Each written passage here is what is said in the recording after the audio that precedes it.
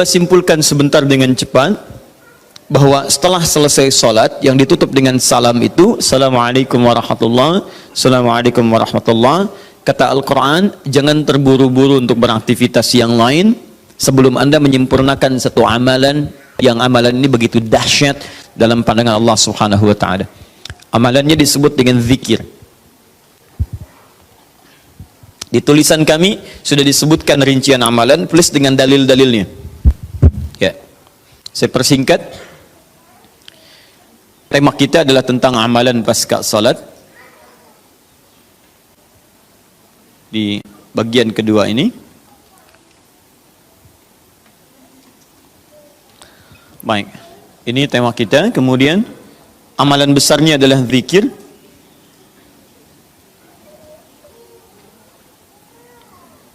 Dalilnya di Quran surah keempat An-Nisa ayat 103. Ini tema besar kita. فَإِذَا قَضَيْتُمُ الصَّلَاةَ فَاذْكُرُوا اللَّهَ. Fokus. Maka jika Anda telah tuntas mengerjakan salat, segeralah berzikir kepada Allah Subhanahu wa Ta'ala. Ingat, amalan pasca salat yang diutamakan apa? Zikir. Saya mau tunjukkan pada Anda satu hal yang sangat mendesak. Kenapa amalan ini begitu sangat ditekankan oleh Al-Quran? Bahkan saking ditekatkannya, kata Allah, perhatikan kalimatnya, qiyaman, baik itu sambil berdiri, wa qu'udan, ataupun Anda punya kesempatan lebih lenggang duduk, wa 'ala junubikum, atau bahkan dalam keadaan Anda sedang payah pun untuk duduk atau bahkan berdiri, boleh sambil berbaring. Perhatikan, saking pentingnya amalan zikir ini, itu Al-Quran seakan menghadirkan semua situasi untuk menggunakan amalan ini. Ya, bukan tidak ingin menoleransi, tapi ada sesuatu yang penting di sini. Saking pentingnya seakan-akan kalau dalam bahasa yang lain, tolong jangan tinggalkan ini. Ya, kalau Anda memang buru-buru, harus langsung bangkit pasca sholat. Ada yang bahkan setelah salam subuh, Assalamualaikum, Assalamualaikum, saya harus kejar ke tempat pekerjaan, langsung mau berangkat. Nah, terburu-burunya Anda untuk mengejar pekerjaan itu tidak menghalangi Anda untuk berzikir. Kalau bisa sambil jalan pun zikir aja, ayo lakukan, kerjakan amalannya. Kalau Anda senggang, duduk dengan tenang, lakukan. Kalau amalan ini tidak penting, mustahil Anda diminta untuk mengerjakannya, sekalipun dalam pekerjaan yang sifatnya darurat Anda mesti lakukan. Paham sampai sini? Baik, nah nanti kita akan lihat apa rahasianya amalan-amalan ini, zikir ini. Kemudian kita nanti akan urutkan seperti pertemuan lalu telah saya turunkan beberapa bagian-bagiannya. Nanti kita akan gali apa esensi dan rahasia di balik kalimat-kalimat zikir yang kita sampaikan itu. Baik, saya percepat. Zikir seperti pertemuan lalu adalah setiap aktivitas yang mampu mengingatkan dan mendekatkan kita dengan Allah Subhanahu wa Ta'ala. Jadi ada dua nih, satu ingat, kedua dekat. Awas, ini selalu menyatu, terkait, berkelindan, tidak akan pernah berpisah. Di orang yang ingat Allah pasti memiliki kedekatan dengan Allah. Jelas ya? Baik, jadi kalau cuma ingat tidak membuat dia dekat, ini bermasalah. Ketika seseorang ingat pada Allah, hubungannya menjadi dekat dengan Allah. Ketika menjadi dekat, maka dia akan dipelihara oleh Allah Subhanahu wa Ta'ala. Dipelihara dari maksiat dan segala yang menyulitkan dia dalam kehidupannya. Makanya mustahil ada orang berzikir tapi berbuat maksiat kepada Allah. Apa nih? Mereknya Akhir TV. Jangan, itu bir. Oh, pakai bismillah dulu lah, mungkin berkurang dosanya dikit. Enggak bisa. Jadi tidak akan bersanding taat dengan maksiat. Anda ingat Allah, mustahil berbuat maksiat. Ya, maaf, seorang karyawan yang ingat Allah tidak akan bermaksiat dalam pekerjaannya. Seorang ibu istri yang ingat Allah tidak akan bermaksiat dalam rumah tangganya. Seorang anak yang ingat Allah tidak akan pernah bermaksiat dalam kehidupannya.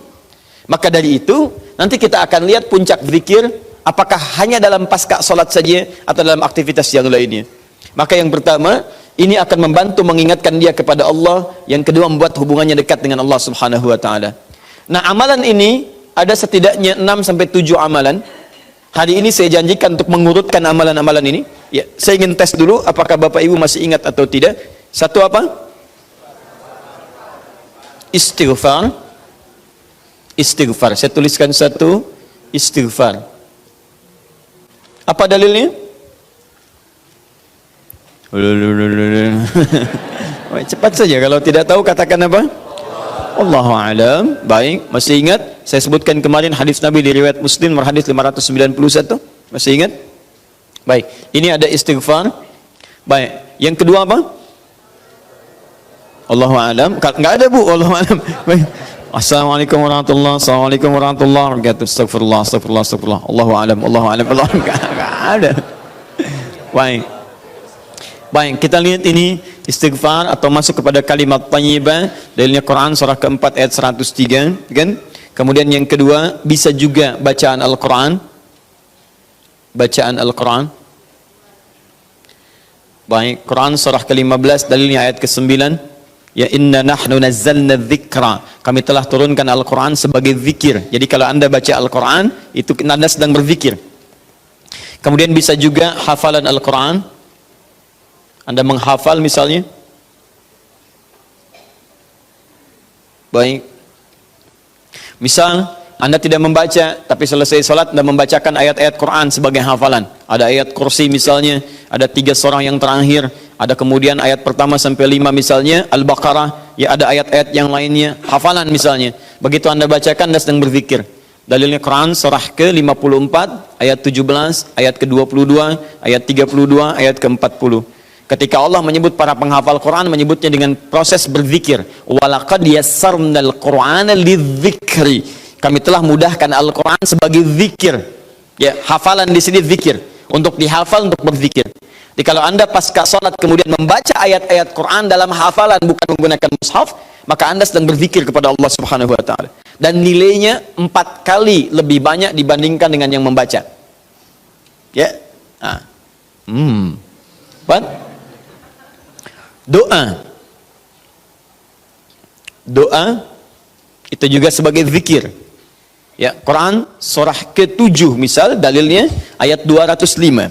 Wadhkur rabbaka fi nafsika tadarruan wa khifatan wa dunal jahri minal qaul. Ketika Allah meminta kita berdoa, kalimat doanya dalam bahasa perintah menggunakan kata zikir. Wadhkur rabbaka. Ayo minta, berdoa, sebut zikir kepada Rabbmu dalam dirimu. Dengan perasaan penuh harap, penuh ketawaduan, minta kepada Allah. Di ketika Anda diminta untuk memohon berdoa kepada Allah, kalimat doa itu menggunakan zikir. Jadi ketika Anda sedang berdoa, Anda sedang berzikir. Bukankah saat berdoa Anda ingat kepada Allah? Bukankah saat berdoa keadaan Anda menjadi lebih dekat dengan Allah? Nanti kita akan lihat doa apa yang biasa dibaca Nabi pasca sholat dan seperti apa cara memohonnya. Ada rahasianya. Anda tidak menggunakan ini, sangat disayangkan. Anda kehilangan momentum, dipercepat untuk memudahkan seluruh proses kehidupan Anda. 5, masih ingat? Salat. Nanti ada lagi amalan. Pasca salat, ada salat. Di begitu selesai, Assalamualaikum, Assalamualaikum. Kapan kemudian ini kita mesti tunaikan salat yang ini? Dan ada rahasianya juga. Bahkan salat yang ini boleh jadi akan memberikan syafaat dengan izin Allah kepada hamba-hamba yang dirasakan kurang amalnya. Karena ketika amalan-amalan fardu tidak bisa menolong Anda dari proyek akhirat yang telah Anda cita-citakan untuk masuk surga itu, maka yang akan dicari pertama kali diantaranya adalah amalan yang ini. Maka Anda ketinggalan dari itu yang bisa membuat situasi tegang saat di akhirat. Hati-hati, Anda ketinggalan handphone, perasaan luar biasa sedihnya. Balik lagi ke An-Nur, dicari-cari lewat CCTV. Tapi Anda ketinggalan yang sunnah, kenapa tidak Anda buru kemudian? Tadi nggak sholat sunnah, besok lagi, Masya Allah. Belum tentu besok dia hidup. Dalilnya Quran surah ke-20 ayat ke-14. Ya, innani anallahu la ilaha illa ana fa'budni wa aqimis salata lidzikri. Saya Allah, tidak ada Tuhan yang layak disembah kecuali saya. Sembah saya. Bagaimana cara nyembahnya? Tunaikan salat sebagai zikir kepada saya. 6.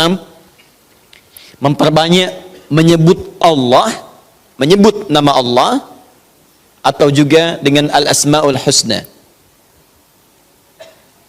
Al-asma'ul husna. Dalilnya Quran surah kedua Al-Baqarah ayat 152. Fadhkuruni adzkurkum. Ayo cepat sebut nama saya, maka aku pun akan mengingatmu. Aku menyebutmu. Di orang yang selalu ingat Allah, nanti Allah akan ingat pada dia. Nanti saya kasih tahu rahasia yang paling besar. Bahkan ada orang yang saat membutuhkan ya dalam persoalan kehidupan kepada Allah sebelum dia minta, karena Allah telah mengingatnya, Allah ringankan aktivitas kehidupan dunianya. Dia bukan nggak punya masalah, jadi kayaknya nggak kelihatan punya masalah, cuman setiap akan mengalami masalah diringankan oleh Allah sehingga seakan-akan nggak punya masalah. Nanti ini yang akan sangat menentukan bagian yang keenam ini, apakah hidup kita akan semakin mudah atau mendapati kesulitan yang berliku. Sebut nama Allah. Ya, bagaimana cara menyebutnya? Bisa disebut nama Allah langsung, bisa disebut dengan Asmaul Husna. Di mana dalilnya? Quran surah ke-17 nanti dari ayat 110 sampai 111-nya. Di ayat 111 tegas dikatakan Qulidullaha. Ayo sebut Allah, panggil, katakan Allah. Awidur Rahman atau Ar-Rahman, ayyamma tad'u falahul asmaul husna. Maka kapanpun Anda bisa memanggilnya, memintanya, Anda boleh memanggil dengan nama yang terbaik sesuai dengan kebutuhan Anda. Nanti saya kisahkan, ada orang baru selesai sholat, kemudian menyebut nama ini, dan satu di antara nama yang paling luar biasa, ketika dia selesai kata Nabi, dari mana kamu tahu menyebut dengan nama itu? Tahukah engkau, jika engkau melakukannya, maka engkau telah memanggil Allah, yang dengan panggilan itu, jika meminta akan segera diberikan, jika berdoa akan segera dikabulkan. Rahasianya luar biasa. Nanti kalau sudah tiba waktunya. Hadisnya sahih. Ya. Saking sahihnya, ini ditempatkan oleh Sayyid Qutb di dalam satu kitab yang Al-Aqaid Al-Islamiyah, padahal kitabnya tentang akidah. Ketika membahas tentang asma wa sifat, nama-nama Allah Subhanahu wa taala. Hadis ini dimasukkan, padahal hadis ini amalan tentang amalan pasca salat. Ketujuh, bagian terakhir. Ini adalah indikator yang paling penting, yang terakhir ini sampai saya pisahkan tersendiri dalam aktivitas harian. Zikir paripurna. Ini yang zikir paripurna. Makanya saya kasih garis.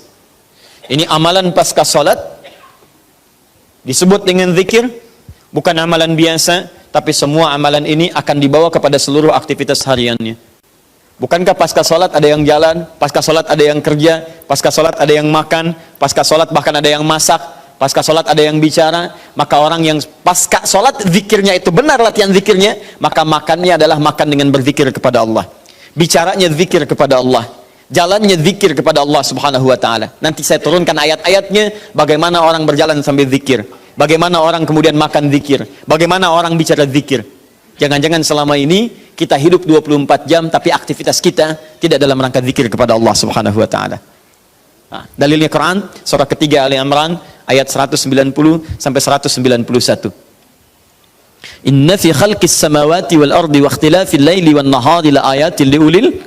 Siapa ulul albab itu? Ayat selanjutnya, alladzina yadhkurunallaha. Mereka itu orang-orang yang senantiasa zikir pada Allah Subhanahu wa taala. Qiyaman, dalam keadaan dia berdiri, wa qu'udan, ataupun dia duduk, wa 'ala junubihim, atau bahkan sedang tidurnya. Tidurnya disebut sebagai zikir, berdirinya disebut sebagai zikir, duduknya disebut sebagai zikir. Dan ahli zikir ini adalah orang-orang yang akan dimuliakan bahkan oleh Allah ketika kembali ke akhirat nanti, dan dipuji-puji oleh Allah Subhanahu wa taala.